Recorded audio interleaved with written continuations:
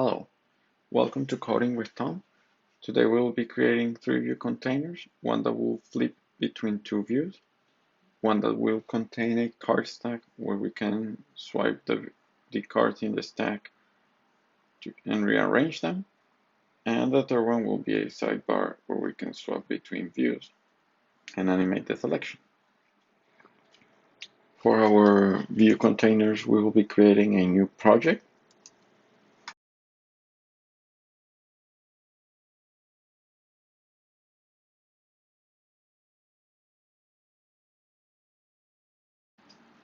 Now let's start by putting everything inside of a tab view.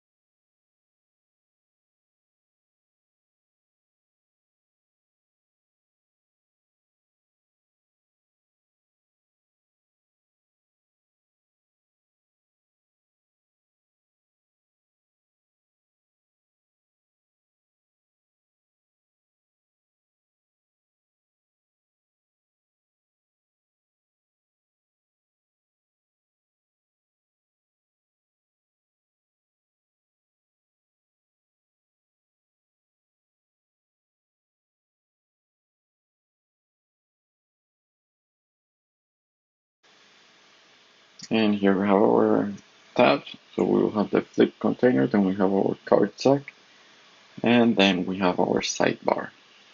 Now, for the sample views that I'm going to be using, I will just create a simple view here.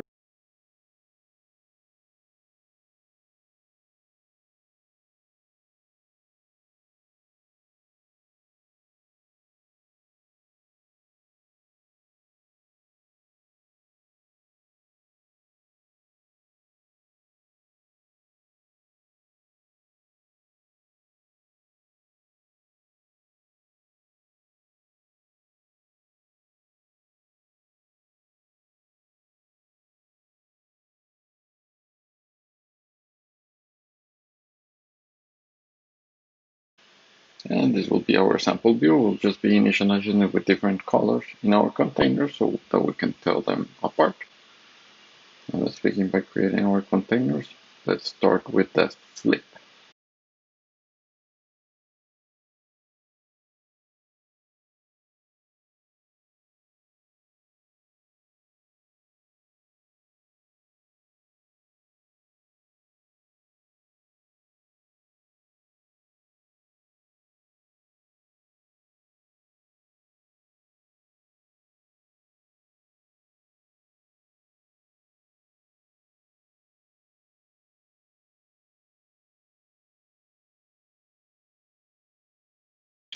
And we could be passing our views, but if we want something, for example, when we construct a VStack where we can build the view like in the initializer, we can do that by using View Builder.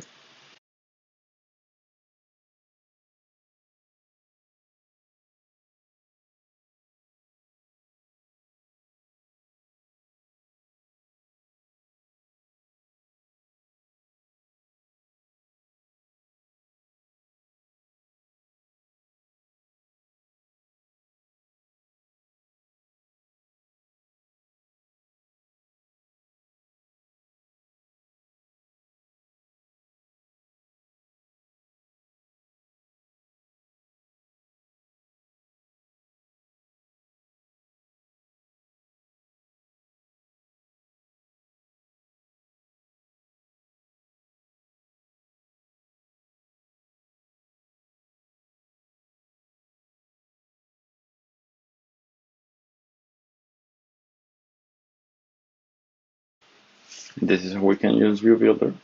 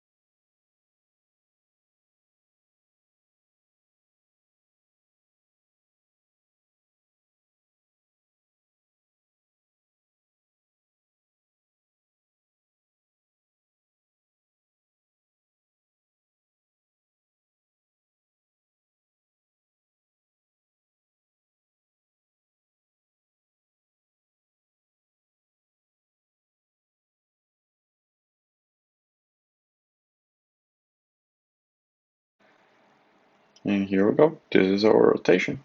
So what I'm doing here is, well, with the opacity, I'm just determining if the front is selected to dim the front or the back. Then with the flip modifier, we're just rotating in the y-axis 180 degrees. This needs to be the negative just so both are rotating in the same direction and it doesn't appear like they are clashing into one another. And then just on the tap gesture, we just toggle the state. That's it for our flip container. Let's move on to our card stack.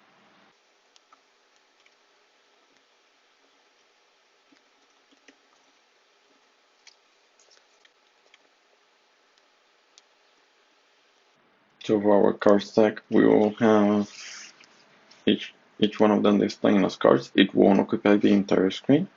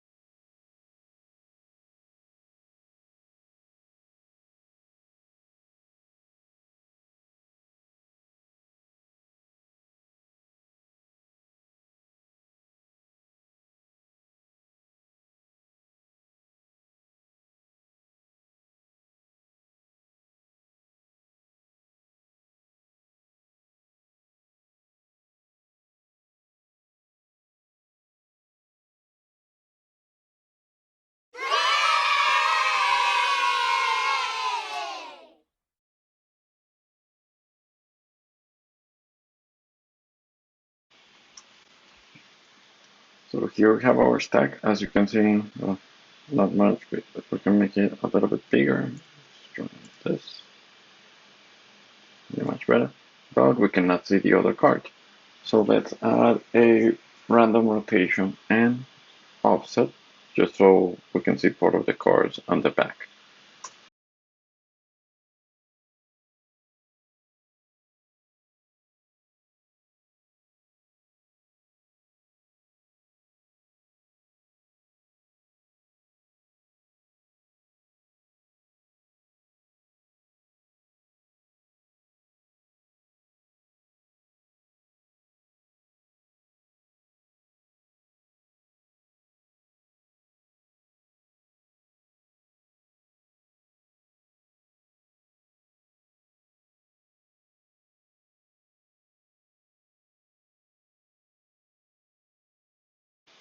Much better.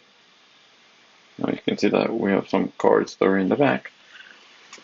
And then what I'm going to have to do is add a swipe gesture so that when we move one of the cards, if it moves a certain amount, then we will disappear the card from the stack. If not, then it will go back.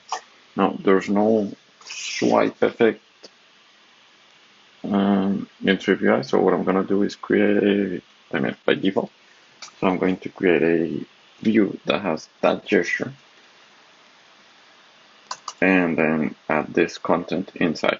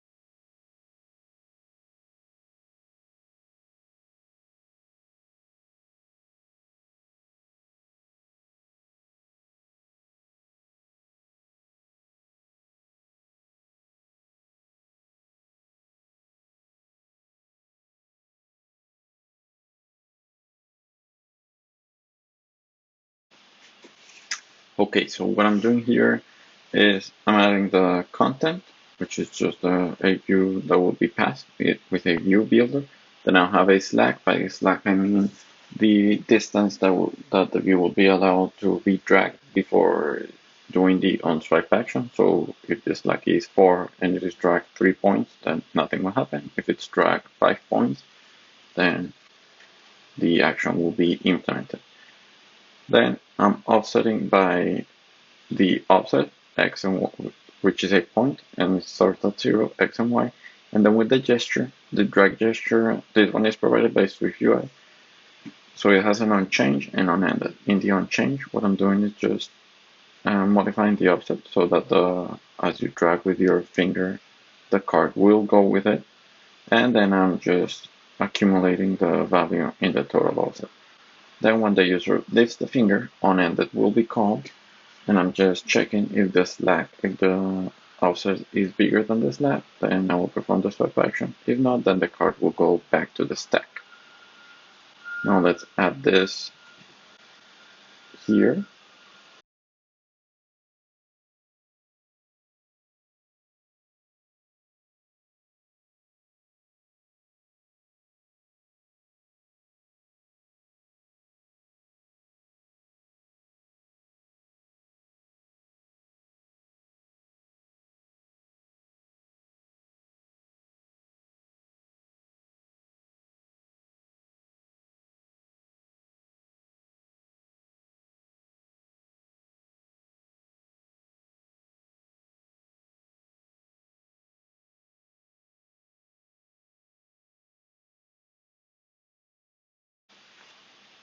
Let's try running this one. As you can see, when I'm dragging, the card goes with me. If I let it go here, nothing happens, but let's go a little bit forward with the slack. And the card is removed, so it goes up, down, and that's it for our card stack.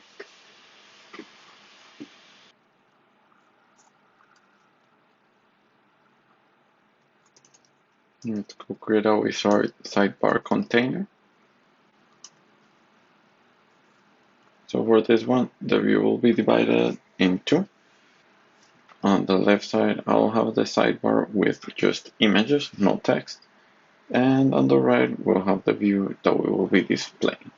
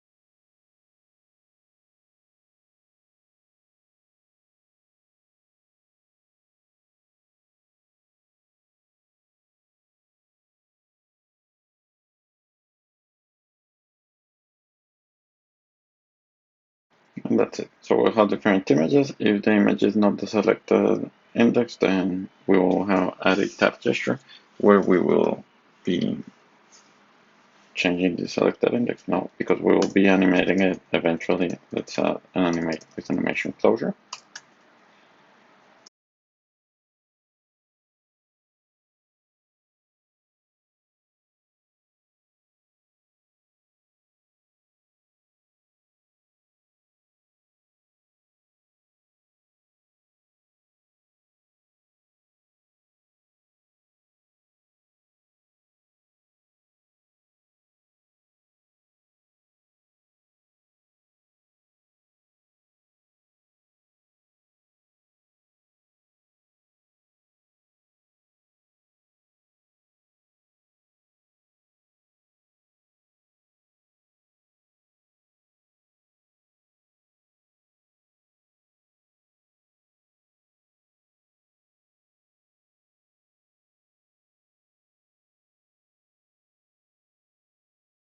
And here we have our scrollable view. Now, if I select one of the index right now, even though I'm selecting, there's no indicator that this is happening. So let's add an image, just an arrow pointing to the selected index. And as I'm tapping the view, the arrow will be moving to be centered with that view.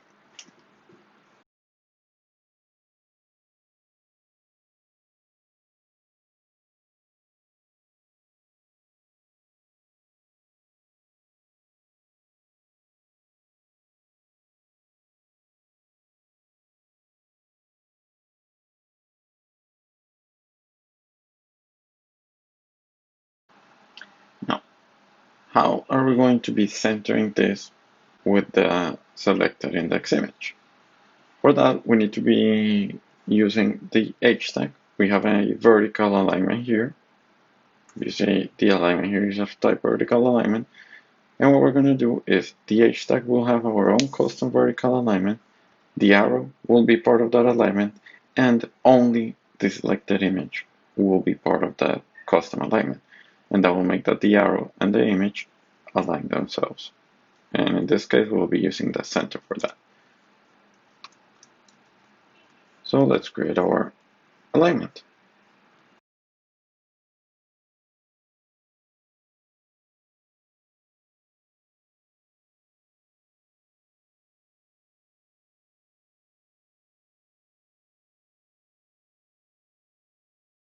Now, I'm not going to create an alignment ID. This has a default value that we have to return here. Let's return with it's context. And we'll return center. Now we have to, in this case, we have to specify this because both horizontal and vertical alignment have the center.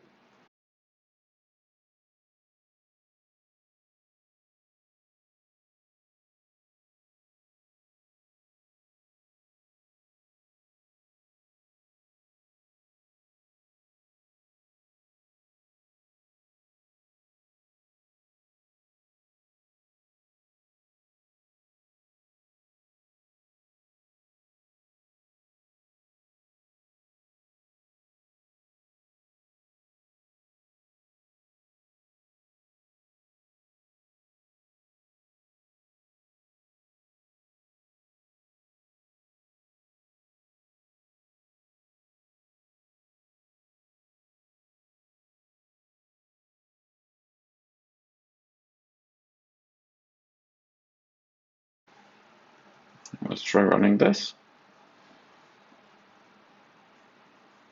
Now, you see, the selected index starts at 0. Let's select the next one. And as we select, the arrow moves, center itself with the other one. Now we have this scroll indicator here. Let's remove it, but other than that, we're ready.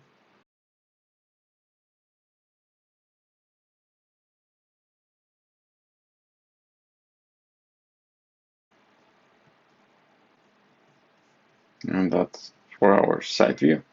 Now let's create the main view here, which is going to be just the view associated with what we just selected.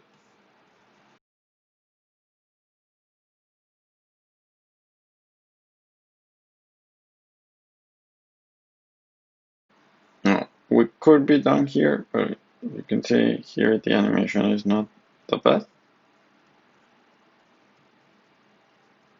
So first of all, for the text, let's add this in a C stack so that the text is centered.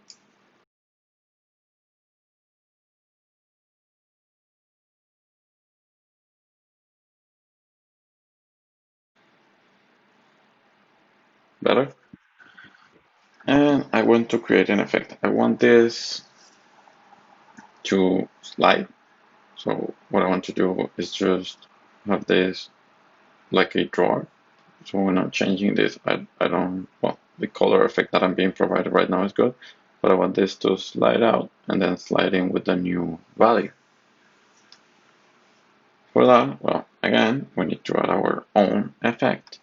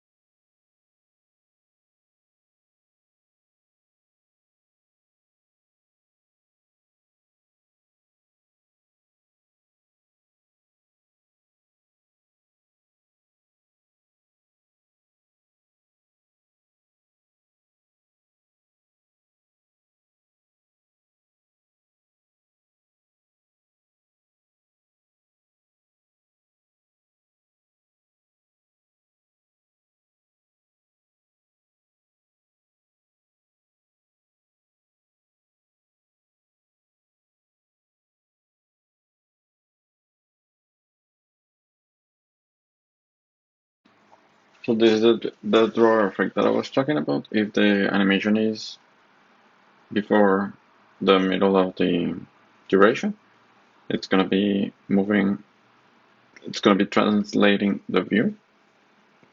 And then for the second half of the animation, it's going to be translating it back.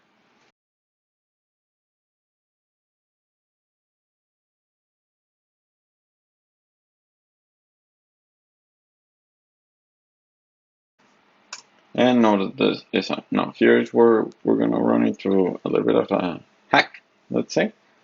So I need to be animating this constantly. So I need to be toggling this state over and over again.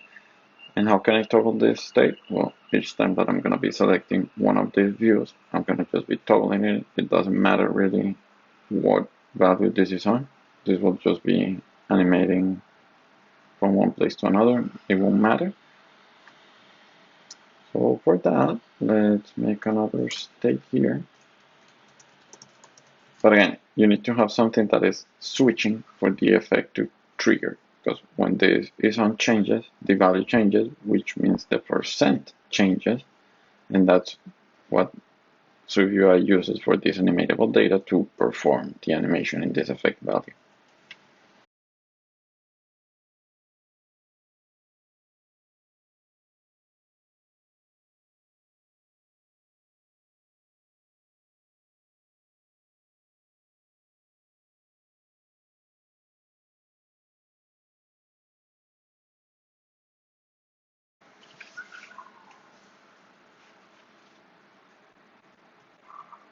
And there we have our drawer.